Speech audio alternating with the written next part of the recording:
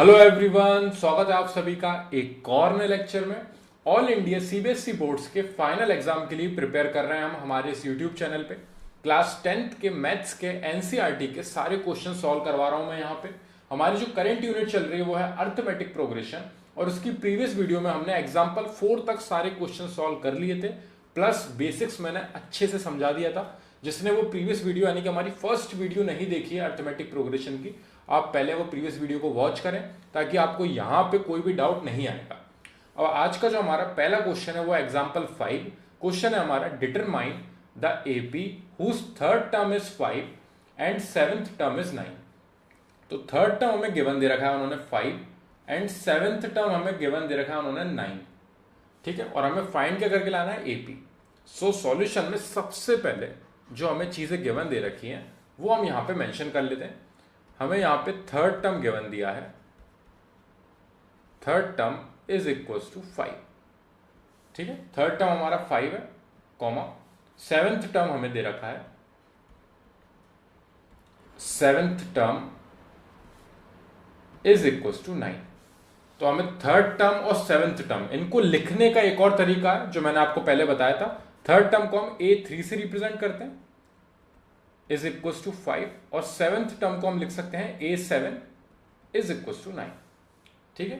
और ये A3 third term को लिखने का एक और तरीका होता है, वो होता है A+2D, क्योंकि AP में हमारा फर्स्ट टर्म A रहता है, उसके बाद सेकेंड टर्म हमारा A2 रहता है, थर्ड टर्म हमारा A3 से रिप्रेजेंट करते हैं, और यहां पे जो लास्ट टर्म होता है उसको हम AN से रिप्रेजेंट करते हैं, ठीक है।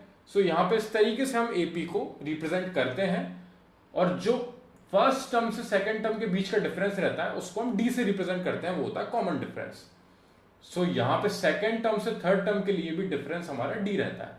तो आप अगर इसको कैलकुलेट करोगे तो फर्स्ट टर्म से थर्ड टर्म के लिए हमारा डिफरेंस कितना हो जाता है, टोटल 2D। इसलिए A3 तक पहुंचने के लिए जब आप A में twice of common difference add कर देते हो तो आप A3 तक आ जाते हो। तो A3 को लिखने के लिए A+2D भी हम रिप्रेजेंट कर सकते हैं। सो A+2D is equal to 5। A3 को हमने यहां पे A+2D के टर्म्स में लिख लिया है। सिमिलरली A7 को हम लिख सकते हैं A+6D इज इक्वल टू 9। अगर आपको ये याद करने में दिक्कत आ रही है तो एक नॉर्मल आपको लॉजिक समझना है कि जब भी आपको A3 पूछा है तो उससे एक कम करके आपको कॉमन डिफरेंस ऐड करना है यहां पे A में। तो A आपका इनिशियली हमेशा रहेगा, और जहां पे जो आपकी न्यूमेरिकल वैल्यू आएगी वो इससे जस्ट एक कम होगी। अगर A3 फाइंड करना है तो A3 को यहां पे 3 में से 1 सेपरेट करके 2D आएगा हमारा। यहां पे A7 की बात चल रही है, सो A+7 में से एक सेपरेट करके 6D आएगा हमारा यहां पे, ठीक है। अब हमारे पास ये एक इक्वेशन आ चुकी है जिसको हम इक्वेशन 1 से रिप्रेजेंट कर देते हैं, और ये हमारी सेकंड इक्वेशन आ चुकी है। अब यहां पे इन फर्स्ट और सेकंड इक्वेशन में हम एलिमिनेशन मेथड यूज करेंगे। एलिमिनेशन मेथड जो हमने लीनियर इक्वेशन इन 2 वेरिएबल में सीखा था। सो यहां पे हम लिख सकते हैं using elimination method.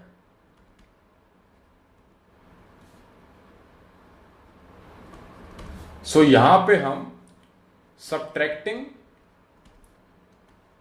Equation first from second में से फर्स्ट को सब्ट्रैक्ट कर रहे हैं, क्योंकि आप यहां पे देख सकते हो न्यूमेरिकल वैल्यूज बड़ी हैं, इसमें से हम इस वाली इक्वेशन को सब्ट्रैक्ट करेंगे। सो यहां पे A+6D इज इक्वल टू 9 हमने पहले लिखा, और ये हमारी जो फर्स्ट इक्वेशन है इसको जस्ट नीचे हम लिखेंगे A+2D is equal to 5। Elimination method में तीनों साइन चेंज करे जाते हैं, क्योंकि ऑब्वियसली हम सब्ट्रैक्ट कर रहे हैं इक्वेशन को, तो तीनों साइंस हमारे चेंज होंगे। अगर यहां पे बीच में माइनस का साइन होता तो यहां पे प्लस हो जाता है, जस्ट अपोजिट होता है। तो यहां पे ये A से A कैंसिल आउट हो गया। एलिमिनेशन मेथड का प्रोसेस ये रहता है कि हम एक वैल्यू को एलिमिनेट कर दें। सो हमारा एक अल्फाबेट एलिमिनेट हो चुका है। अब यहां पे बचा हमारा 6D minus twice of common difference is equal to, यहां पे बचा है 9 - 5। सो यहां पे हमें मिलेगा 6D में से 2D सब्ट्रैक्ट होगा तो हमें मिलेगा 4D इज इक्वल टू 9 में से 5 सब्ट्रैक्ट होगा तो आएगा हमारा 4। अब यहां पे D को यहां पे अकेला छोड़ के ये 4 को हम उस साइड भेजेंगे, यहां पे 4 मल्टीप्लाई में है, उधर जाके डिवाइड में जाएगा। So D is equal to 4 divided by 4, cancel out हो गया ये 1 टाइम्स, यानी कि आपका कॉमन डिफरेंस आ चुका है प्लस का 1। ठीक है, अब आपको कॉमन डिफरेंस मिल गया है, आपको एपी बतानी है। हमको फाइंड क्या करना है, फाइंड करना है हमें एपी। अगर एपी यानी कि अरिथमेटिक प्रोग्रेशन फाइंड करना है तो आपके पास सबसे पहले ए होना जरूरी है। अगर आपको ए पता है और अगर आपको कॉमन डिफरेंस पता है तो कॉमन डिफरेंस हम फाइंड कर चुके हैं, इसको हम बॉक्स में बंद कर देते हैं। लेकिन ए हमें अभी नहीं पता है तो हम क्या करेंगे, सब्स्टिट्यूट करेंगे value, substitute value of D in equation first. First से सेकंड किसी में भी सब्स्टिट्यूट कर सकते हो। इक्वेशन फर्स्ट हमारी थी a plus 2d is equal to 5, जिसमें कॉमन डिफरेंस d की जगह पे हम 1 रखेंगे value. So a plus 2 into D की जगह पे हमारा 1 आया वैल्यू इज इक्वल टू 5, यानी कि a plus 2 is equal to 5, यानी कि यहां से हमें मिल चुका है a इज इक्वल टू, ये 2 साइड जाएगा, सब्ट्रैक्ट होगा 5 के पास जाके, 5 माइनस 2 इज इक्वल टू 3। सो हमारी a की वैल्यू आ चुकी है, यानी हमारा फर्स्ट टर्म आ चुका है 3। अगर हमें फर्स्ट टर्म 3 मिल चुका है और हमारा कॉमन डिफरेंस हमें 1 पता है, सो हमारी एपी की स्टार्टिंग फर्स्ट टर्म से होगी जो कि हमारा 3 है। उसके बाद नेक्स्ट टर्म जो है हमारा वो +1, क्योंकि कॉमन डिफरेंस ऐड होगा यानी कि 4 आएगा हमारा नेक्स्ट टर्म। फिर अगला टर्म आएगा हमारा +1 करके, कॉमन डिफरेंस फिर से ऐड करेंगे तो आएगा हमारा 5, then 6, then 7 and so on. So ये हमारी एपी फॉर्म हो चुकी है, जिसमें हमें लास्ट टर्म नहीं पता है, उन्होंने नहीं बताया कि लास्ट टर्म क्या होगा। अगर वो हमें पता होता तो इन दी एंड हमारी यहाँ पे एक वैल्यू आ जाती, लेकिन अगर आपको नहीं गिवन दिया है तो आप इस तरीके से डॉट डॉट डॉट लगा के एंड में क्वेश्चन को छोड़ दोगे।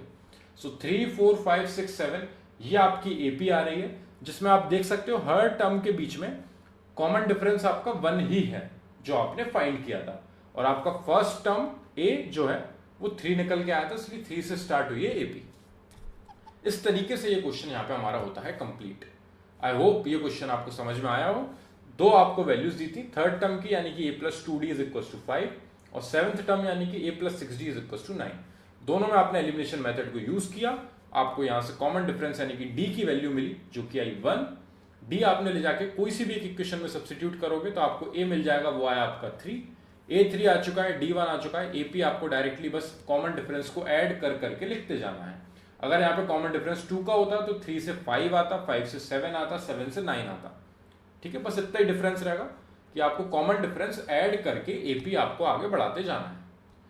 यहाँ पे हमारा एग्जाम्पल 5 कंप्लीट होता है। नेक्स्ट एग्जाम्पल पे बढ़ते हैं अब क्वेश्चन में दिया है हमें, check whether 301 is a term of the list of numbers. So यहाँ पे एपी हमें दे रखी है। अब उन्होंने ये बोल दिया कि 301 जो है वो एक टर्म है कि नहीं, ये आपको बताना है। सो यहाँ पे सबसे पहले सॉल्यूशन में जो हमें एपी गिवन दे रखी है 5, 11, 17, 23 एंड सो ऑन। देखिए क्वेश्चन में इस तरीके से वो सो ऑन लिख देते हैं जब तक उन्हें पता नहीं रहता लास्ट टर्म क्या होगा। तो हम यहाँ पे मान लेते हैं कि इसका लास्ट टर्म जो है वो 301 है, जस्ट हमने मान लिया। और हमें यही फाइंड करके बताना है कि check whether 301 is a term of the list, ये एक टर्म एग्जिस्ट करता है कि नहीं, ये हमें फाइंड करके लाना है। अब इस एपी के हिसाब से मैंने आपको क्या बताया था, ये आपका ए है, ये आपका A2 है, ये आपका A3 है, ये आपका A4 है एंड सो ऑन, और ये आपका AN है। ठीक है, अब यहां से आपकी A की वैल्यू आपको मिल गई है 5, फर्स्ट टर्म आपका 5 है। कॉमन डिफरेंस किस तरीके से फाइंड होता है, सेकेंड टर्म में से फर्स्ट टर्म को हम करते हैं सब्ट्रैक्ट। सो A2 माइनस A1 यानी कि 11 माइनस 5, 11 में से 5 को सब्ट्रैक्ट करोगे 6 आएगी वैल्यू। सो कॉमन डिफरेंस आपका 6 आ चुका है। इसको क्रॉस चेक करने के लिए आप देख सकते हो 11 में से 5 सब्ट्रैक्ट करें 6 का आया कॉमन डिफरेंस, 17 में से 11 सब्ट्रैक्ट करोगे तब भी 6 का आएगा कॉमन डिफरेंस, एंड सेम यहां पे भी आपका 6 का आएगा कॉमन डिफरेंस। डिफरेंस कभी भी चेंज नहीं होगा, इसलिए उसको कॉमन डिफरेंस बोलते हैं क्योंकि सबके लिए कॉमन रहता है वो। सो डी आपकी आ चुकी है पॉजिटिव 6, ए आपका आ चुका है 5। अब 301 जो है वो आपका AN है, तो यहाँ पे AN की वैल्यू भी हम लिख लेते हैं। अब ये टर्म एग्जिस्ट करता है कि नहीं, ये कैसे पता चलेगा, हमारा जो एक लौता फॉर्मूला जो अभी हमने पढ़ा है वो है AN is equal to A plus N minus 1 bracket में इंटू डी। इसी फॉर्मूले की वजह से हमें पता चला था, जो अभी हमने लास्ट क्वेश्चन में यहाँ पे थर्ड टर्म जो हमने लिखा था a प्लस 2d, वो उसी फॉर्मूले से आता है, और सेवेंथ टर्म को हमने a प्लस 6d लिखा था, वो भी यहीं से आता है। कैसे, मैं आपको बताता हूँ। अगर यहाँ पे हम सेवेंथ टर्म फाइंड करना है, यानी कि a7, ठीक है, n की जगह पे 7 is equal to a plus, यहाँ पे n की जगह पे आएगा हमारा 7 माइनस 1 इंटू डी, यानी कि a7 को हम रिप्रेजेंट कर सकते हैं a प्लस 7 में से 1 गया तो 6, और d आएगा हमारा इस तरीके से। सो a7 को a प्लस 6d जो हमने प्रीवियस क्वेश्चन में यूज किया था, ये a प्लस 6d a7 को, वो सेम इस फॉर्मूले से निकल के आता है। ठीक है, अब यहां पे 301 जो है उसको हम an की जगह पे ले जाके रखेंगे वैल्यू, और यहां पे n कितना है, ये कौन से नंबर का टर्म है ये नहीं पता, इसलिए हमें फाइंड करना है check whether 301 is a term. अगर वो टर्म है तो n की वैल्यू आपकी पॉजिटिव आएगी एक तो, और ऊपर से फ्रैक्शन में नहीं आएगी, यानी कि अपॉन में या पॉइंट में वैल्यू नहीं आनी चाहिए n की, तभी ये 301 एक टर्म है इस AP का। सो जो हमारा an का फॉर्मूला है, an is equal to a plus n minus 1 into D, इसमें ले जाके सारी वैल्यूज करेंगे हम सब्सिट्यूट। सो यहां पे an की जगह पे आएगा 301 इज इक्वल टू a की जगह पे आएगा आपका a, आपका फर्स्ट टर्म 5 प्लस n आपको फाइंड करके लाना है। n अगर आपका फ्रैक्शन में या पॉइंट में नहीं आया और पॉजिटिव, अगर यहाँ पे नेगेटिव आएगा n, तब भी आपका क्वेश्चन गलत हो जाएगा, ठीक है ना, तब भी 301 एग्जिस्ट नहीं करता है। ठीक है, सो यहाँ पे नेगेटिव नहीं आना चाहिए, पॉजिटिव वैल्यू आनी चाहिए, प्लस पॉइंट में नहीं आना चाहिए। अगर ये फ्रैक्शन या पॉइंट में आ रहा है 3/4 या फिर इस तरीके से, जो कि पॉइंट ही रहता है, अगर पॉइंट में आंसर आ रहा है तो फिर ये एक टर्म नहीं कहलाएगा इस AP का। और D की जगह पे आपका आएगा 6, जो कि आपने यहाँ पे A2 में से A1 को सब्ट्रैक्ट करके फाइंड किया था। अब यहाँ पे इसको हम और सिंप्लीफाई कर लेंगे। 301 आपका इक्वल्स टू के उस साइड है, इज इक्वल्स टू 5 प्लस ये 6 का अंदर दोनों में मल्टीप्लाई कर देंगे। 6 का n में मल्टीप्लाई होगा तो 6n हो जाएगा, और 6 का -1 में मल्टीप्लाई होगा तो माइनस का 6 हो जाएगा, यानी कि 301 इज इक्वल्स टू ये 6n आपका यहाँ पे, और -6 और +5 यानी माइनस का 1 बचेगा। 5 -6 तो माइनस का 1 आएगा आपका यहाँ पे, ये माइनस के 1 को हम उस साइड भेजेंगे इक्वल्स टू के 301 के पास आएगा। 301 ये माइनस का 1 उस साइड आके प्लस का 1 हो जाएगा, इज इक्वल्स टू 6n, यानी कि यहाँ पे आ रहा है ऐड होके 302 is equals to 6 into n। So यहाँ पे 6n, ये n 6 के साथ मल्टीप्लीकेशन में था, उस साइड 6 जाएगा तो डिवाइड में जाएगा, यानी कि 302 divided by 6 is equals to n। अगर आप इसे कैंसिल आउट करोगे, 2 से कैंसिल आउट करा 3 टाइम्स, 2 से कैंसिल आउट करा यहाँ पे हमने, 2 1 जा 2, यहाँ पे 1 बचेगा, 2 5 जा एंड 2 1 जा। So n is equals to 151 upon 3। अब ये 3 से कैंसिल आउट नहीं हो रहा है, यहां पे पॉइंट में आंसर आ रहा है, इसका मतलब ये होता है, सो 301 is not a term of this given AP। AP या अर्थमेटिक प्रोग्रेशन, इसका फुल फॉर्म लिख सकते हो आप इन द एंड। सो हम यहां पे इस कंक्लूजन पे पहुंच चुके हैं कि 301 जो है is not a term of this given AP, क्योंकि यहां पे n की वैल्यू अगर फ्रैक्शन में नहीं आती तो हमारा ये टर्म जो है, ये नॉर्मल टर्म आता है एक 301। अगर जैसे पता चलता हमें 301 जो है वो 15th टर्म है या फिर कोई सा टर्म है, तो फिर वो डायरेक्टली उस AP में एग्जिस्ट करता। अभी ये पॉइंट में आंसर कभी भी एग्जिस्ट नहीं करेगा AP में, याद रखना, ठीक है। सो यहाँ पे ये इस तरीके से आप आखिरी में लाइन लिखोगे, सो 301 is not a term of this given AP, और यहाँ पे आपका क्वेश्चन हो जाएगा कंप्लीट। आई होप ये क्वेश्चन भी आपको समझ में आया। फॉर्मूला आपका यही सिर्फ एक फॉर्मूला चल रहा है, इसके अलावा सम का फॉर्मूला होता है, वो अभी हम नहीं पहुंचे हैं। जब हम उस एक्सरसाइज पे पहुंचेंगे तब हम सम की बात करेंगे।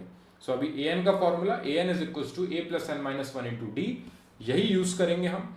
an हमारा लास्ट टर्म होता है, लास्ट टर्म यहाँ पे हमें नहीं पता था, 301 हम लेके चले क्योंकि हमें उसी को फाइंड करना है कि वो एग्जिस्ट करता है कि नहीं।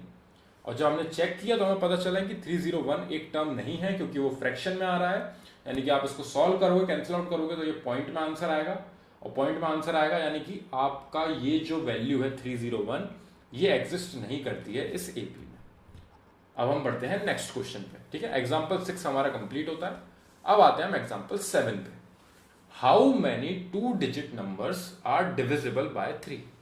अब यहां पर उन्होंने एपी नहीं दी है हमें गिवन, उन्होंने हमें वर्ड प्रॉब्लम के थ्रू क्वेश्चन डिफाइन किया है। अब सबसे पहले हमें यहां पे एपी फॉर्म करनी है।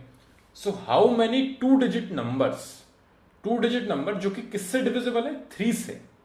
तो पहला नंबर जो 2 डिजिट है, देखिए अगर आप सिंगल डिजिट पे बात करोगे तो आपका 3 है, 6 है, 9 है, पर ये सिंगल डिजिट नंबर्स हैं तो हम इनको नहीं ले सकते हैं इस एपी में। तो जो पहला 2 डिजिट नंबर जो कि 3 से डिविजिबल है वो है हमारा 12 आता है 3 की टेबल में, ठीक है। सो 12 के बाद नेक्स्ट नंबर है हमारा 15, देन है हमारा 18, एंड फिर हमारी कोई 3 की टेबल चलेगी। लेकिन लास्ट टर्म क्या होगा, देखिए 2 डिजिट नंबर की बात हो रही है तो लास्ट टर्म हमारा 99 आएगा, क्योंकि ये बहुत ईजी है। 9 आपका 3 से डिविजिबल होता है और 99 भी आपका 3 से डिविजिबल होगा, ठीक है। सॉरी ये थोड़ा सा जूम हो गया, इसको हम कम कर लेते हैं, ठीक है। सो 12, 15, 18 एंड सो ऑन, और 99 आपका है लास्ट टर्म, ठीक है। सो यहां पे वही वापस मेंशन करते हैं, ये आपका ए है, ये आपका A2 है सेकंड टर्म, ये आपका थर्ड टर्म है, और ये आपका लास्ट टर्म है AN, ठीक है। इन दोनों के बीच का डिफरेंस आपका कॉमन डिफरेंस जो कि +3 का है, सेम इन दोनों के बीच का डिफरेंस +3 का है। सो यहां पे हम लिख लेंगे A इज इक्वल टू 12 है, फर्स्ट टर्म हमारा 12 है, कॉमन डिफरेंस हमारा 3 है, और लास्ट टर्म हमारा 99 है। और हमें फाइंड क्या करना है, फाइंड करना है n, जो कि हमारा अननोन है, क्योंकि उन्होंने यही बोला है हाउ मेनी 2 डिजिट नंबर्स, कितने नंबर्स रहेंगे, वही n की वैल्यू हमें फाइंड करके लानी है कि कितने टर्म्स हैं जो कि 3 से डिविजिबल हैं, जिनकी एक एपी फॉर्म हो रही है। सो 12 से लेकर 99 तक टोटल कितने टर्म्स हैं, 1 2 3 देन सो ऑन, इसको काउंट करने बैठेंगे बहुत समय लग जाएगा, और हमें सॉल्यूशन वहां पे डिफाइन करके आना है। अगर मल्टीपल चॉइस क्वेश्चन होता तो एक बार को हम काउंट कर लेते अपने हाथों पे, लेकिन जब वहां पे हमें सॉल्यूशन के मार्क्स मिलने वाले हैं, इसलिए हमें प्रॉपर फॉर्मूले का यूज करना पड़ेगा। और फॉर्मूला हमारा क्या है, वही same formula, an is equal to a plus n minus 1 into D, जो हमने प्रीवियस क्वेश्चन में करा था, वही सेम फॉर्मूला आपका इस क्वेश्चन में भी चलेगा, प्लस पूरी एक्सरसाइज में सेम फॉर्मूला चलने वाला है, ठीक है। सो an की जगह पे 99 डायरेक्टली वैल्यू ले जाके रखी अपन ने, इज इक्वल टू a की जगह पे आएगा हमारा 12 प्लस n फाइंड करके लाना है, -1 इंटू डी कितना है आपका कॉमन डिफरेंस 3। अब स्टेप बाय स्टेप चला जाता है। सबसे पहले ये 12 जो है इसको हम उस साइड लेके जाएंगे 99 के पास, ठीक है। सो यहां पे 99 के पास 12 जो कि यहां पे प्लस में था उस साइड आके माइनस में, -12 इज इक्वल टू यहां पे आएगा हमारा n-1 इंटू 3, ये 3 इसके साथ प्रोडक्ट में। अब आप चाहो तो 3 का दोनों में अंदर मल्टीप्लाई कर सकते हो, लेकिन फालतू कैलकुलेशन बढ़ाना रहता है, लेकिन मैं उस तरीके से भी आपको करके दिखाता हूं, ठीक है ना। मैं यहां पे इस तरीके से एक लाइन ड्रॉ कर रहा हूं, दोनों तरीके से हम करेंगे। सबसे पहले मैं यहां पे इसको कंप्लीट कर देता हूं, 99 माइनस 12, अब यहां पे सब्ट्रैक्ट हो रहा है, 9 में से 2 जाएंगे 7 आएगा, 9 में से 1 जाएगा 8 आएगा, 87 आ रहा है, 87 is equal to n-1 into 3। अब यहां पे नेक्स्ट स्टेप क्या रहेगी, ये 3 जो मल्टीप्लीकेशन में उस साइड डिवाइड में जाएगा, उस साइड डिवाइड में जाएगा। So 87 divided by 3 is equal to n-1।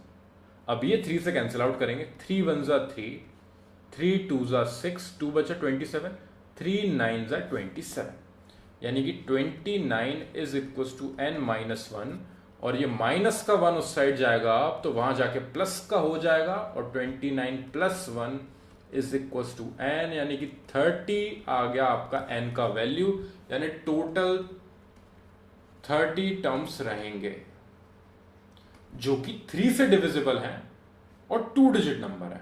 यानी कि जो 12 से लेकर आपकी एपी थी 99 तक, यहां से यहां तक टोटल आपके 30 टर्म्स एग्जिस्ट करते हैं, जिनको आप अगर फिंगर्स पे काउंट करके देखोगे तो आपको 30 ही मिलेंगे। आप चाहो तो क्रॉस चेक कर सकते हो एक बार ऐसा करके।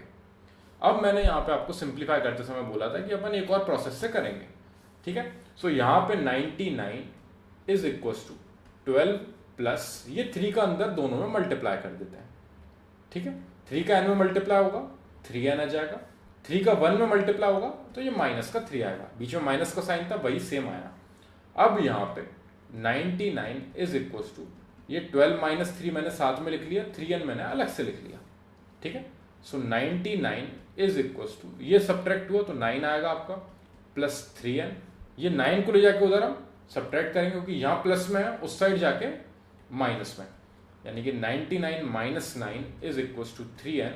सो यहाँ पे बचेगा आपका 90, 9 सब्ट्रैक्ट हो चुका है, is equal to 3 times of n। ये 3 वहां जाएगा डिवाइड में, 90 divided by 3 is equal to n। 30 times cancel out हुआ, n की वैल्यू आपकी आ रही है 30, वही सेम n की वैल्यू आपकी 30 इस प्रोसेस से आई थी। कैलकुलेशन को करने के तरीके दो हैं। अगर आपको ये सही लगता है, पहले आपने इसको इधर उधर ले जाके सब्ट्रैक्ट किया, फिर 3 को डिवाइड में लेके गए और जो -1 था उसको एंड में ले जाके प्लस कर दिया, तो भी आपको वही सेम नंबर्स मिलने वाले हैं। अगर आप इस तरीके से पहले ब्रैकेट को ओपन कर लोगे और सिंप्लीफाई करोगे तब भी आपको सेम नंबर मिलने वाला है। बस शर्त यही है कि आपका आंसर सेम आना चाहिए दोनों तरीके से। वही हमें फाइंड करके लाना था। स्टेप्स के मार्क्स मिलेंगे, इसलिए प्रॉपर इस तरीके से आपको पूरा सिंप्लीफाई करना है।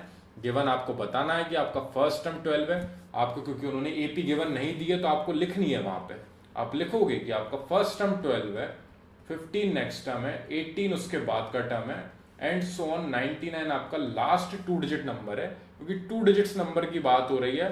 2 डिजिट नंबर जो पहला 3 से डिविजिबल है वो 12 है और जो लास्ट है वो 99 है। उसके बीच में बहुत सारे नंबर्स हैं जो 3 से डिविजिबल है, उन्हीं की काउंटिंग करनी है हमें, टोटल कितने नंबर्स हैं जो 3 से डिविजिबल है, जिसके लिए हमने an का फॉर्मूला लगाया, क्योंकि इसमें n की वैल्यू अननोन है, an हमें पता है लास्ट टर्म 99 है, a की वैल्यू आपकी 12, फर्स्ट टर्म आपका, कॉमन डिफरेंस आपका 3, क्योंकि 3 से डिविजिबल है सारे नंबर्स। सो यहाँ पे इसको सिंप्लीफाई करके हमारा n आता है टोटल 30। आप क्रॉस चेक करने के लिए काउंट करके देख सकते हो अपने फिंगर्स पे, आपको 30 ही आंसर मिलेगा, ठीक है। यहां से काउंट करना, इस पे एंड करना, 1 2 3 4 होगा आपका 21, देन आपका आएगा 24 एंड सो ऑन। इस तरीके से जब आप काउंट करते जाओगे आपको 30 मिलेगा result in the and. I hope ये एग्जाम्पल भी आपको समझ में आया हो। एग्जाम्पल 8 से हम नेक्स्ट वीडियो में करेंगे, उसके बाद हमारी एक्सरसाइज स्टार्ट करेंगे हम फटाफट। आई होप ये वीडियो में आपको जितने भी क्वेश्चंस करवाए हैं, मैंने तीनों एग्जांपल्स करवाए, वो समझ में आए हैं। कोई भी डाउट लगे आपको किसी भी क्वेश्चन में या फिर कोई और यूनिट के किसी भी पर्टिकुलर क्वेश्चन में, तो मेरे को कमेंट सेक्शन में जरूर डिस्क्राइब करना, ताकि मैं उनको सबसे पहले सॉल्व कर सकूं, ताकि आपको बोर्ड्स एग्जाम में कोई भी दिक्कत ना आए। Thank you very much for watching this video.